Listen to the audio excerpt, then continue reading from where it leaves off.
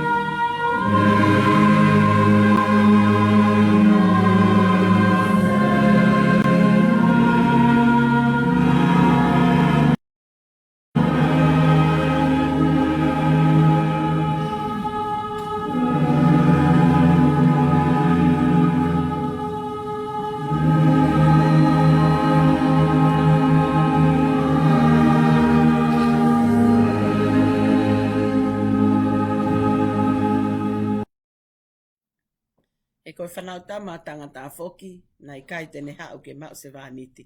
Ka ke se vāniti pe eia. Pea ke tuku ene mo ui ke huhu ia ke atoko lahi, ene whetongi ki nau tolu. Ke rau lotu, e lau maari e hifo mai ke o mau whaleni, ha ere pea mau mafi a iwi hoke lesi. Whai tāpui kina ki mau tolu, pa ke a wheitau lalo ke mau whakawhea ngai o kuwhai. I hua whai tamai, alo mai lau maari e maoni ono. Amen.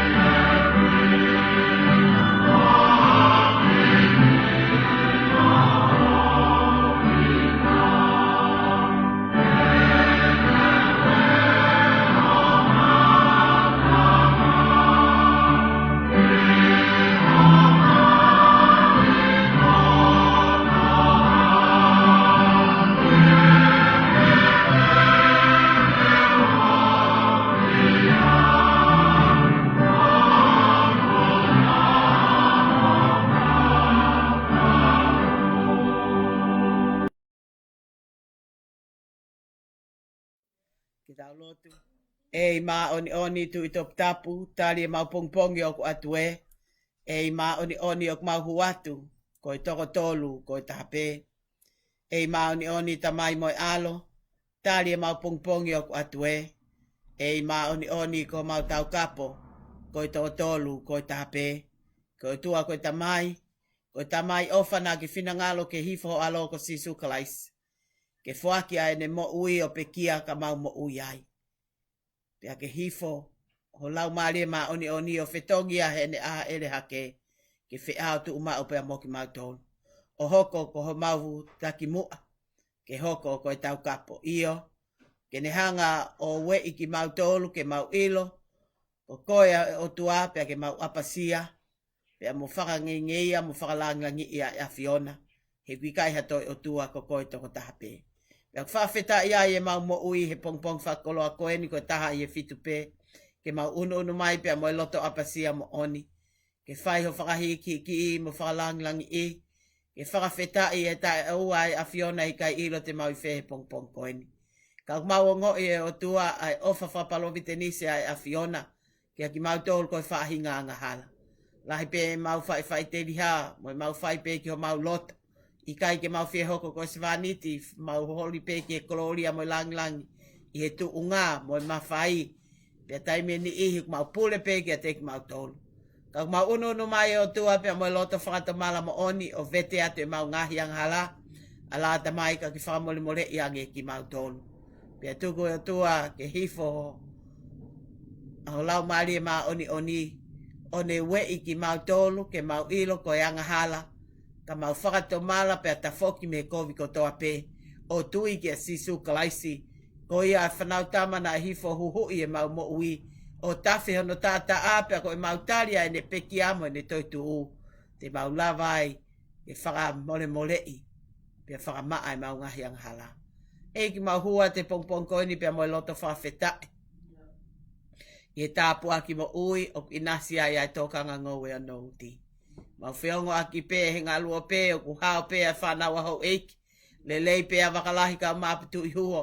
Whawhetai le lei pē a tangata ik se tua tāka o māhono whale. O se tua ta mālolo ka uma a ngai whamili o si asi. Mau unu mai pē o tua o kore ke a Fiona. Ke whai tāpu e kina ki mau tolu pē whakamunu ia. I he ngāu e pēr moi lotu, i he malanga u amana ki whakahoko. Whakatāho mau loto mo mau lau maali e ke mau tāli ho wholofola. Tai milahi ku mau hange pē ko ho aongo ako. Nau sio kita, sio pē ki hatu unga, sio pē ki ho mau langi. Pēr nau unu atu o lotu ke a Fiona. Ko hia ko sio ki ha whaahinga tu unga moha mawhai, moha iwi, moha langi. Mole ke mamao. Whakaatātāho mau loto ke mau unu mai he loto apasia pēr moi whakatō ki lalo. Ke mau whanongo ki a te koe pia mau talango fua. He na ke hifo ki maamani o ai kakano pia alo i ai angakai o e manu. Ko kamata anga ia o whakavai i o tuku ho tu unga ka ke hoko mai ko e Sevaniti. O ikai te ke mau Sevaniti ka na ke toa e pesoni vai pia mo e tau e ri o ke fufulu ai vae o kau ako. Pia ko e sipinga ia ke mau mui ai. Ke he ni kuonga ia ko mau loto pe ke mau mua he mea kotoa. Ke mau iloa, pia ke mau halangi. Mau kore whakamole atu o tua, kau toi a ko i ki mau tolu he aha koini. Tā koe mua ko pau ke mui. Koe hoko koho lahi ko pau ke mau whakavai i pia mau hoko Sevaniti. O whai ai ngā ue na ke tāsi pinga pia ke hifo ai ki mamani. Pia neongo e au ke tuunga te mau mafasia, te mau whainga tā ia. Ka kui heni pe a lau mali o a Fiona ke ne toko ni i ki mau tolu. Oua te mau whiungo fua, ka mau kiki taki atu hanga whai a whina ngalo he tamai. A wheitau lalo ai o tua, kai tuke mau whai ai lotu i he hu pe a moe talango fua ka kato. Whakaata ke mau tari ho wholofola he a koeni. Ho kauna ngate ne whakahoko ai malanga i o ko spedi. Excuse me. Tupe ke mau tali pe mo lotu whawheta. Pe ke ne ririwai e mau whakakau, ke mau tuku lolo ke he a Fiona. Pe ririwai e mau moui, ke mau hoko ko toa pe, ko kau Sevaniti ai a Fiona. Hangai whonga mai e o tua, o tali ai lotu hake atu. E whakia tai pe mau mo ui ke mea ngau a ke a Fiona ne ongo mau tai tau. Ko le ngai tāpa ki ne hua whao alo ka ko mau whao mo ui. Amen.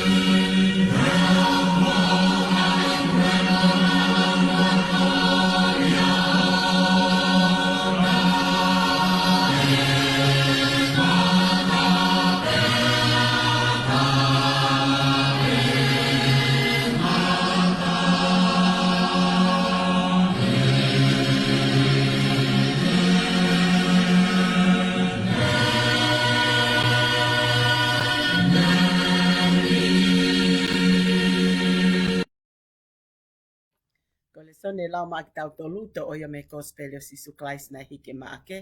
Ngufulu ai vahe te lau me tolu ni ma ki whangu fulma ni ma. Ma ake vahe ngufulu le stolu ni ma ki hewa ni ma. Ayo pe anu whakalea. Pena e omi ki a te ia se misi mosione ko e ngufuha o se peti. Ona pehe ki ai tangata eiki o kumahori ke whai ma maua ha mea te makore atu. Pe pehe eia ke te kinaua. Ko hae mea kumahori ki whai ma moa. Pena pehe ki ai. Tuku mai ki manofo, ko i taha i o to o mata au, mo i taha i o to o he ma, i hao a fio o gloria. Kaka pehe si su ki a te kinaua, o kui kai te mo ilo ai mea kumo kore ki ai, he te mo lava ko ake inu i he ipu o ko winu ai, pe ke paptaiso i paptaiso o ko paptaiso ai. Pena pehe ki ai, te ma lava pe pehe si su ki a te kinaua. Te mo inu pe i he ipu o ko winu ai, pe te mo paptaiso, i paptaiso anga o ko paptaiso ai. Ka koe nofo ki hokto o matau, pe mo hokto o he ma, o kui kai a aku ke atu ia. Ka ki ate ki nau tolu pe, ko te uteu ia ki ai. Pe whanong ki ai ato hong fuluna nau kamata ke ita ia se misi mosione. Pe a uiangi ki nau tolu e sisu o ne pehe ki ai. O mo ilo pe ko ki nau tolu o kulau ko i pule o i kau sentaile, o ku nau whakawhia eiki ke kakai. Pe a ko nau kau maalunga, o ku nau mwhaka mo ulaloai ai kakai. Ka i kai pehe i a te ki mautolu, ka koi au ku ne hori ke hoko ko i lahi a te ki mautolu, te ne nofo ko ho mou se vāniti. Pe a koi au ku ne hori ke hoko ko mautu ki mua, ke ne nofo ko tamai o eiki ki ho mou kotoa. E ko whatau tama tangata foki, na i kai te ne hao ke mau se vāniti, ka ke se vāniti pe e ia. Te ke tuku e ne mo ui ke huhui aki, ha toko lahi, he ne whatongi ki nau tolu. Ofa ki whai tāpui kina, ai wholofola ko lau mā ki tau tolu i he aho ni. Amen.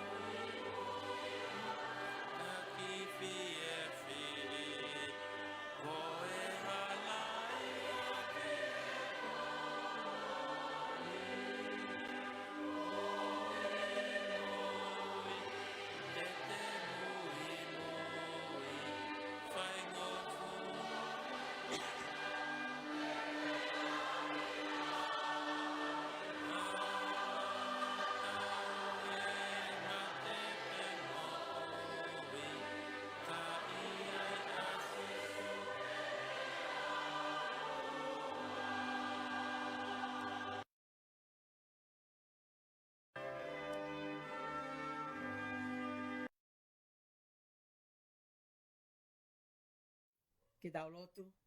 E si hova ke hoko lele ki ho ao ai ngahi lea hoku tuni. Mo whakaukau hoku loto ai a Fiona ko hoku mo unga mo hoku koeri. I hua whaitamai, alo, mo lau mali mauni oni. Amen. Tap ke a Fio tua mafi. O tua koe tamai, o tua koe alo, o tua koe lau mali mauni oni. Tap ke a eke e tantuk mo whanawa hau eke. Tap ki he o mata pule bakalahi ka ma tui huo. Tap ki tangata se tua tabri am to ia ka ma no family. Tap ki tongon se tua tala ka malakai ka ma no fale. Tap ki on se tua ta malolo ik val ta haf ka ma tui protu holom. Aki pe mo family. Tap fo ni ki he fai fale tangata ka ma fai fale fefine. Tala vo pe mo fine mui au si ai tau whanau. Pe whatapu ki a sola mo vulangi kawa ahi o ku awhi mai i he malanga o pot ngowe o sias metotis whatataha o nouti. Ko whawhitai ki o tua mafi ko e tau kau he lau i he tapu aki o i mo ui ke tau inasi ai he kolo folofola o e aho koeni. Ko e folofola o e aho ni hape eia i he kospeliosis klaisina hiki e maake. Hongo fulu o vahe ve stoni ma ke whanima ai ana lau. Pea i he vesi whātolu pea mo e whawha o kutoka ki ai vesi malanga o e aho koeni ai au pehe. Ka e kai pehe i a tek mautolu, ka koia o kune holi ke hoko koe lahi a tek mautolu, ke ne hange pe ke ne nofo ko homo se vaniti. Ka koia o holi ke hoko ko homo tamai o koe tuu ki mua, tene nofo ko tamai o eiki ki homo kotoa. Koia o kuhori ke hoko koe lahi a tek mautolu, ke ne nofo ko se vaniti. Ka koia o kuhori ke hoko ko homo tamai o homo tuu ki mua, tene nofo ko tamai o eiki ki homo kotoa. Ka veinga, koe halafononga o i fie hoko koe lahi ke se vaniti. Koe halafononga o i fie hoko koe lahi ke hoko koe se vaniti. The theme for today, the pathway to greatness, is to be a servant. The pathway to greatness is to be a servant. Come from Mark chapter 10, verse 35 to 45. I he talanoa o e aho ni, ko whanonga atu ene a Sisu pia mo ene kau ako ki Jerusalema. Hiri pe ia tala e Sisu ki ene kau ako, ko pau ke whakamamahi ia. Pia ko pau ke tuku ia ke ni ma o kau taula eiki, mo kau taki lotu, mo kau skala i pe. Pia e whai ai hono whakamamahi, hono anuhia, pe kalaea, pia e kaluse whai, ka hiri ai aho e tolu, tene to e tuku. Pia he nau whanonga atu nai unu mai a Sione pia mo se misi. O kore ki a Sisu ke whai hona loto. Pia ko eke Sisu, ko haa mea te whai maa ki moua. Pia ko tali ai ongo ako. Ke manofo mua taha i he to matau, pia taha i he to he maa, o a fio i he langi. Ko tali a Sisu, he te mo lava. Pia ko tali ai ongo ako, iyo te malava.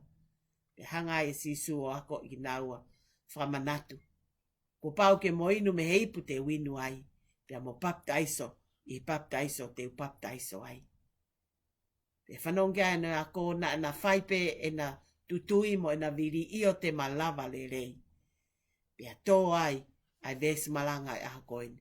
Ko ia o kuhori ke hoko koe lahi a te kmautolu. Ko pau ke hoko koe se vaniti. Pia ko ia o kuhori ke hoko koe tuu ki mua. Ko pau ke hoko koe tamai o eiki ki a ki nau tōnu. Nai whanongo e kau ako ki he kore nai whai he ongo a koni, ongo tau te hina, na nau loto mamahi.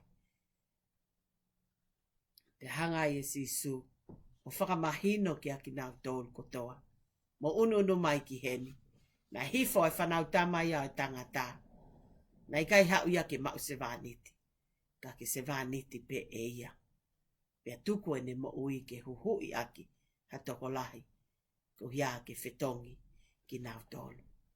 Ko tau whanonga i he mamani koeni, o tau whainga kotoa pe ki e tuu ki mua, ki e maalunga, ki e lelei taha, tau wheinga ke mau halangi langi o tau whai hanga aue, tau wheinga he mala e o ea ko, ke tau wau ke tumu aki o ea ko, pe tumu o ea ko whakaata mai, o tau whai hanga aue, o tau wheinga ke tau mau, ai paanga lai taha pe a moe koloa taha pe koe tuunga i he ngā we, o ki ai hama whai pe koe pule, ke mau ai halangi langi.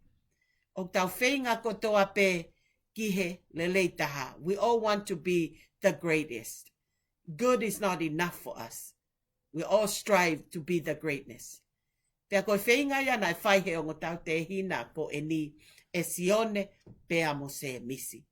Nana unu mai ki a sisu o kore ki ai ke whai hona loto.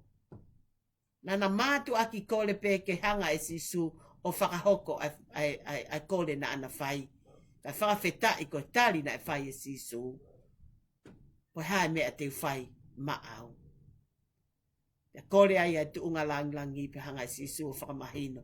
Ko hori ki he tu unga ko ia. Ko pau ke hifo koe o whakahoko koe se vaniti. He koe hae whatongia o se vaniti. Koe whatongia o se vaniti. Koe tuku hoto loto. Koe whakamaa la lo i pe whakavai i e te mo ui. Ka te tokoni ki hataha. O ikai si o kita. O ikai nofo pe ko haate lelei. Ka koe lelei whakalu kufua o e whamiri, o e siasi, o e society, o e mamani koeni. Koe kore nai whai ai o te au te hina koe ni o pange o kufou i he si o kita. Koe kawa kona e toko tahaua. Ka nana tutui mai he whanonga ki Jerusalema, e na ilo a e tala noa nai whai e sisu, ko pau ke pekia. Ko pau ke osi a ene mo ui. Ka koe na kumi whainga maari ke na kore ai tu unga koe ni. I he tala noa tatau pe o whakahae ko speri a mātiu wahe ua noa vesu a noa ke ua walu. Pe he na ai hau a ena whae o kore ai tu unga koe ni. Na ikai ko sione pe mo semis. Ka he tala noa a maake ko ki naua pe ia na e o mwhai ai kore. Kai whakakau ki he tala noa, o mahino mai ai, na anau os whako tu pe mei api. E he whae pe mo ene aongo tama, mo mui i a sisu, ke mo mau ai tu unga lahi ko ia. I he pui tu ai loto whare ku hao mea sione pe mo se misi, ko na tama i ko se peti. Ko e api na e mo ua. Na e ai nau kau ngā ue, pe na e ai waka, pe na e koe nau mauanga mo ui, koe tautai, pea o kuiai pe, pea mo i kakai na e ngā ue ki a se peti. Aia na naum pe ki nā ua ia, mo i whahinga whakakau, ne ongo hange koe tala e pita i he lesoni ko o si su, ko mauri aki e mau tamai, mo mau whae, mo mau whamiri, mo mau koloa, mo mau api, ka mau womi o mui ki a te koe. Nai mui a sione mo pita. Na nao pe nao me loto whare. Nai o stu whainga maari e peia. Nai te eki ke na mamata ki naua i he masiva. Pea mo i tuku hausia. Ka na fie mui pe ki a sisu he aho na e ui ai ki naua. Pea tuku ai e na tamai ka na mui. I he whakakau pe te na whanonga pe he hala whanonga ko ia. Ko e lahi, ko e tuki moa, ko e mawhai, ko e taki. Pea kuiai pea mo e kau mui e toko tahaua. Pea ko e na whainga maari e eni. Ke kore atu unga ko ia. Ke na mao. O kumahu inga o pito ki tau tolu ngai whae. Ai mea te tau muna pe tala i whare. Pe aku na kia ke tau whanau. He koe mea te tau tala i api. Koe mea ia e whakahoko e tau whanau. I hala whanonga te nau whanonga ai. Lau ki ai tohi ai poto. Ko e ako naki ki he tau whanau ke si i pia mo mea te tau tō ki o nau loto mo nau atamai. He i kaitoi ma wahe ia me te nau tō. Pia neonga ai pe te nau tupu hake o lahi pia feitu te nau iai. Ko mau iai ho nau atamai.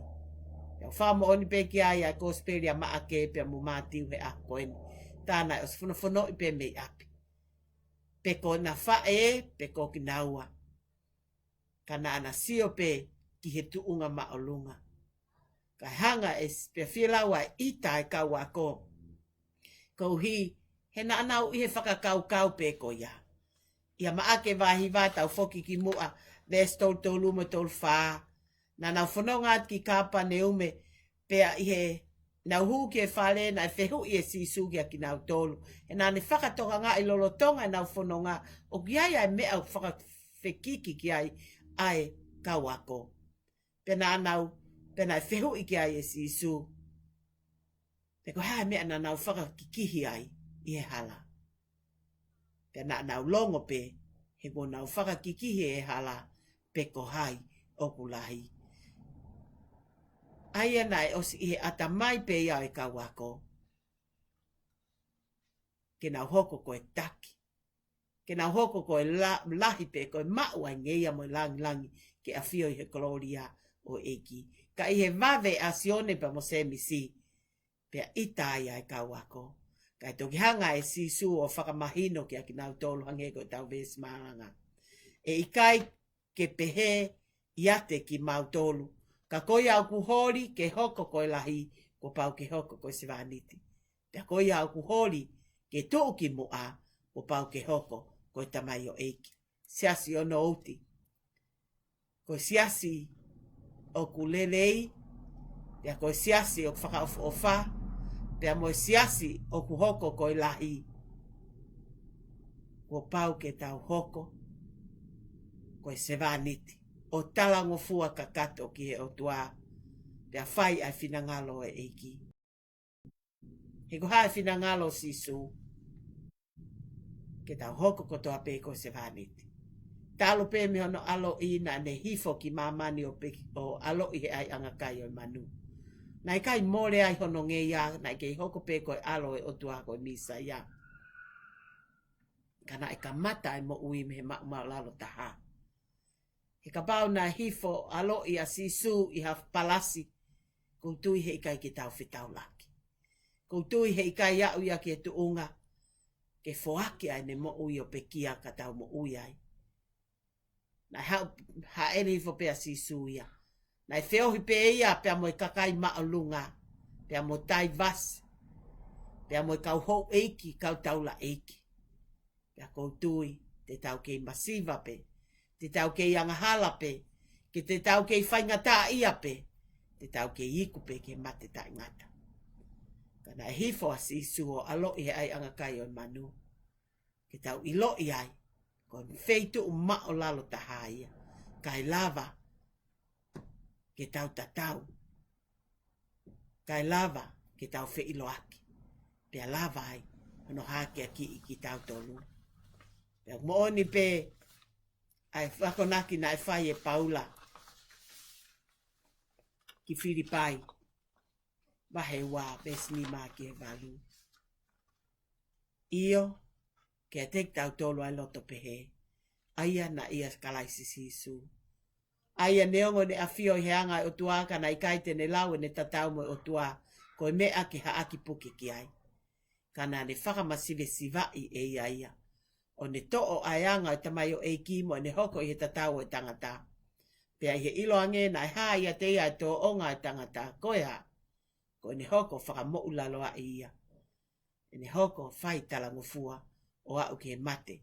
Ka koe mate i he kolosi. Ke tau mau ai loto na ia sisu kalaisi. I pō hono lava ki i. Nai kai o mohe a sisu mo ne kau ako. Pea koe tōnga whasi uia, koe hū ke a whare wiai ai se vaniti, ke ne fufulu ai vae o i kau kesi pe koe kakai o kunau i he whare. Koe tari lele ia o kinau tōlu whakawhi. Kana e vave ai kau ako nau tā koto i he te pireo, tali ki kai o mohe. Pea mamata ki a sisu na ne tu. Ne to'o no pulu ka ne ai tau e ri. Pea to'o ai pesoni vai. Pea ne fufulu ai vae o i kau ako. Pea hiri ko ia. Pea ne tala ke ne kau ako. O tātu ai si pinga. Ke mo fōwai. Ke mo hoko kotoa pe ko se vaniti. He ne uhau ki mamani ke o ikai ke mau se vaniti au. Ka ke hoko pe ko se vaniti siasi. Kai ke hato i tu unga ia. E lang ia e ki. Pea moha ngā ue te tau whai. Ka ko e tau whakamasive siva e o tau whakamo ulalo ae. Whawai i e tau mo ui. Ka tau hoko ko e kau se vāniti. O talango fuaka kata. O tau ofa ke masiva. Pea tau toko ni i a whaingata ia. Oa na whai tau sio lalo ki hata. Na ngauhi pe ki tau tolu he imisi o tua. Pea tau fie tokoni. Pea tau whai ofa. Ko whiu ina whai si su ke sione pea mo se misi. I he ena kole ke whai hona loto. Whiu ina si su. Ko ha mea te whai ke te koe. Ko tui ko ako ia ke tau tolu. Ko whiu ia au ton ke tau whai. Ko ha a mea te whai ma au. Ki ha toko taha u whiu mau tokoni. Ki ha kore o whakahoko mai. Ko ha mea te whai. O i kai ko tau lotu ke e ki o mie. Whai e ki a te au e sisu. E o tua, o mi haivi, o mi hakeresi, o mi ha mo ui. Pea hiri pe ko ia. Pea tau ngāwe au ngā aki pe a mea au tau kore ki he tau seo kita. Ma aki tau tolu whafo i tui. O kule lei, kau whakaha e sisu. Ko ngahi tu unga mo i mawhai, mo i langi, pea mo i ngeia, o ku mo pore ai he mamani koe ni. E osi pe ia, pea mo auha. Ka koe tu unga, o tonu ke tau kore ki ai, ke tau hoko koe se vāniti. O ku lahi ai ngahi mea, mo i fie mao, o i hala whanonga o tau whanonga ai. Ka ku sii ai kau se vāniti. He wikai ke fie hoko hata haia ko se vāniti. O tau fie nima maa pe, o tau fie heka langi pe, o tau fie mao mawhai pe, o tau fie taki pe. Kau whaha e sisu, ko iau hori ke lahi pe taki pe mau langi, ko pau ke tau hifo ki lalo, ke tau hoko ko se vāniti. E na hifo a sisu o ikai mau se vāniti, ka ne hoko ia ko se vāniti. Kau hange ko tala noa whakatata, ai se vāniti o kune ngā ue i he aho, i he ngowe vaine, pe he whiawhi o kune foki ki api, pe a ko ia pe o kune hanga, o teu a mea tokoni o ene tāmai o eiki. Pea hiri ko ia, pea ko e rea pe ia. Ko se vāniti tai aonga pe kita. Sia sonouti, ko kau se vāniti tai aonga pe kita au tonu. Oa te tau hori ke atu unga, pea oa te tau sio kita, pea oa te tau whai hanga ue ke kumi ai ha tau langi, tuke langi ia pe ai o tua. I he ngā ue, e whatongia. Pea moi hape ui ko whai ke ki tau tonu. Te fia mau pe mamata he wa inga e whanau. Taim pe o nau whai ai, ha ngau e lelei he mala e o sipoti. Ko e nau le ape ia, ke lang ia ai o tua. Tu ke lang ia ai o tua ki tau tonu ngai whamiri o nout. Pea whawhetai, he ko siasi lelei. Pea mo siasi tu ki mo a. Poi mo sias fe ofo fani pe mo whaka ofo ofa. Ko tau hoko ko toa pe ko tau si vāniti. Ke tau pōpō pe tau whetokoni aki. Pe tau toi ofa atu ki he taha ko toa pe. He ko ngāwe a se vāniti. Ko tokoni i. Mo hake a ki i. Mo ofai. Aki nau tolu. O nau whainga taa ia. Masiva. Pe mo palopalema ia. Pe a whio mai ai o tua. Pe a ngāwe lelei o tau whai. Pea ko lea pe o whai hange ko lea. Ia mātiu vai wani mā vesi ua taha. Mā losi i tamai o eik lelei mo lototo. Ko ke lototo i ho pule ki hangahi me asi. Te whakanofo koe ke pule ki hangahi me alahi. Hū koe ke whiawhia anga o ho eiki. Ko mea iau mahu i ngā. Ko mea iau tonu ke tau tutui ki ai pe tau kore ki ai. Ki ai ha aho to hifo mai a sisu. O a whio mai ki a te koe pia mo au. Nā ta talango fua, pia nā ta hoko koe se vāniti. O i kai te tahori ki he lahi, ka nā tahori ke hoko koe se vāniti tai aonga pia e ki. O whai o ta whatongia, koe tokoni pia mo lotu pia mo ofa ki he taha kotoa pe. Pia ilo, e ui hingoa ki taua, pia te tahu ki e whiawhia anga o e ki. He hoi fua mai a e ki pia langi. Pia koia pe, te ta hoko ai, koe lahi. He nai hoko e ta mo ui, o hoko koe se vāniti. Io, Koe hala whanonga ki e kinau tolu o whi hoko koe lahi. Ko pau, ke tau hoko ko toa pe koe kau se whaniti i taimi. O whanonga ai ki i tāniti, koe whakatua me rie. Longa i o hori ke lahi, ko pau pe ke hoko koe se whaniti. I wawhai tamai, alo, mai lau maari ma oni oni. Amen. Happy birthday ki a kinau tolu ko toa pe, celebrate her now birthday he mahinan. Mo anniversary. Tala monua atu ki he tau whanau, pe mo ako ok nau whai. Fia au pito. Ki nau tolu ko ia o senior year he tauni. O ku whaka osi osi i he malae o si poti. Tala monua atu ki hoko atu i kahau. Pea pehe ke malae wa inga. Pea pehe foki ki loki ako. Ki a Keri Kanatea. Ni wafe tu i Halamaka Junior. Mausa Palu. Pea pehe foki ki a Sam Tengei. Koe kau wha o siako ia he tau ni, tau ka hau class of 2022. Pea koe maulo tu pe ia, ke whai tāpui kina ki mautolu, a ke ai mama moi poto, ngai tale niti, pea moi whakatua merie, ki hangahi kolisi, te nau hanga o ui ki mautolu, ke hoko atu ki ai, i he ako pea moi wa inga.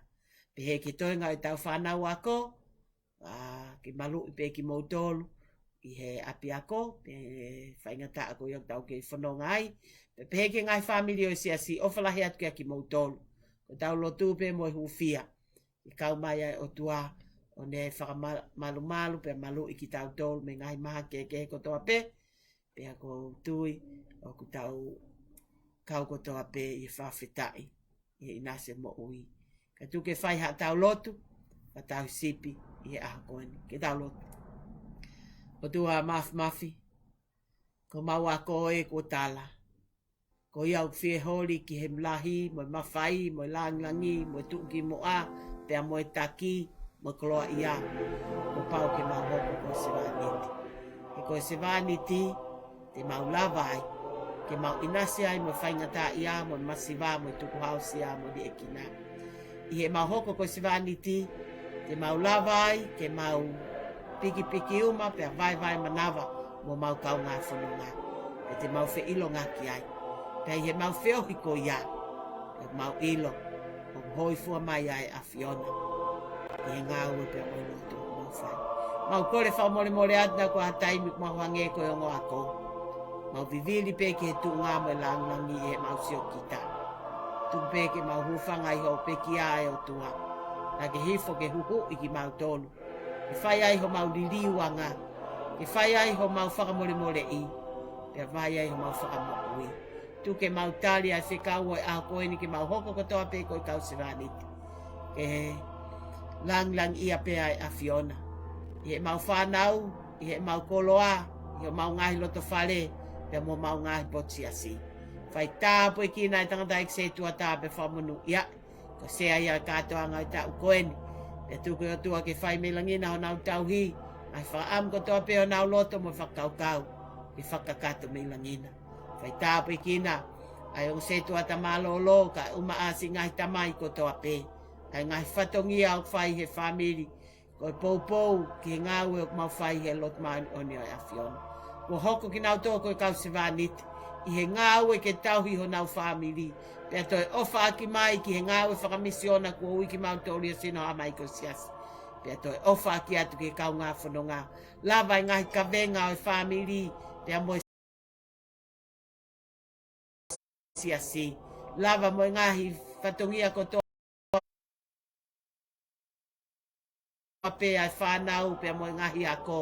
Pea mau whawheta i atu he ngāwe whasewani.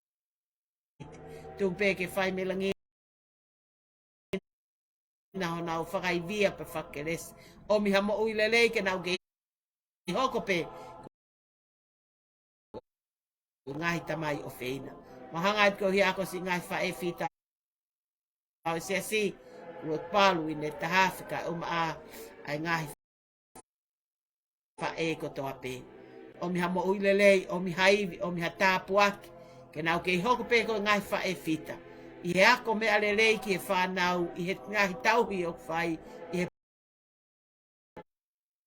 poupou ke huse pāniti. E tu ke hoko e nau mo ui e o tua o whalala pe tui pi ki tai. ki a te koe. He koe api a whawhine. Pea koe lele iai api. Lele iai family. Whai tāpo e kina kina tōlu pe whakamonu ia. O hangat ko ia koe mau whanau he mala e o ia ko pe mo ngā we. O miha mama, o miha poto, o miha iwi, o miha kelesi. E tuku o tua ke nau kei whalala ke a Fiona. A fia me whiri mo ngai whaingata a. Kai tuke nau whai a e whainga ko. Poko uia ko nau kahau. Ai ngai ngau e o nau whai. Malu i pehe a Fiona. Whai tāpu i kina ai mau whanau pe whamunu ia. Mau hanga te o tua ngai whakataha anga e siasi. Whakausi ngai tau koeni. Ka atoanga tuku mo ui. Eiki e kai kia ha mau wivi. Ko mau whalala pe kia te kohe ko tua au kulahi. Pea ko koe tō kai maananga. Pea oku ke kato iai mea hono kotoa. Koe whaki atu pe ho mau loto mo mau mo ui. Ke hoko koe skau se vāniti ai a Fiona. Whakakakato ai mea hono kotoa. Mau loto at kinau tōlu e o tua whaingata ia whakasino.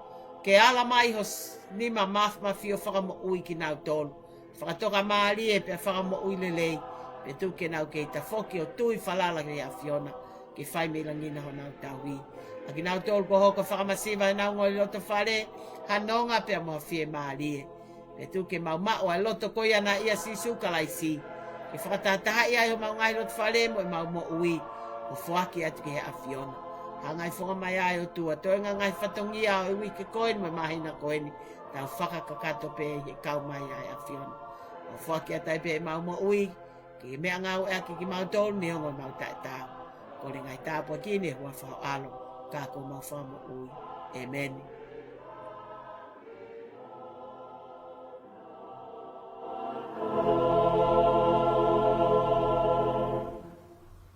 Malo lahi atu, lava e tau malanga he aha koeni. Ko le atu ai pe, ko hia ko e tau whakataha au whai he taimi tolu. O whahoko ia i he Zoom. Ke mohu mai ke tau kau whakataha. I he whakataha whama opo ke teo e tau konferenisi. I he pule lulu o katopa haua fitu pe mo pule whakavahe.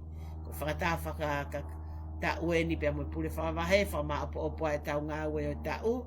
Pe ako ai fiafi taimi tolu. Tau whai ai e tau Zoom. Tau tala noa, i hangahi mea. Ke whakakakato, pia mua mea peu tokanga ki ai, pa maapo opo siasi. Kai ngā tai, ko tau katoa ngā tuku mo ui, tau ke whakaongo pe he, ko ui ke ua pe ui ke tolu, ko lava lele i ai ngā ue, au tau sio atu ki Novema.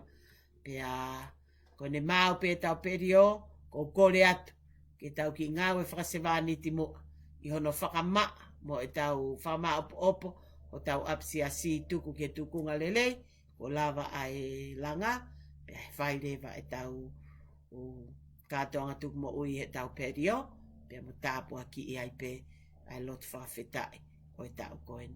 Ko ia ofalahi atu ki a ki mautolu, o whake whai tāpu i kina ki mautolu e o tua, mo ngā whamiri, pe mo e tala monu, ke tau whaos. Pe a koe kreso i ka sisukaisi mo ofa atua whela mari maani oni. Na foi a ese assim mo matolo no kotoa o na hiri kai fai pe ta ngata. Amen.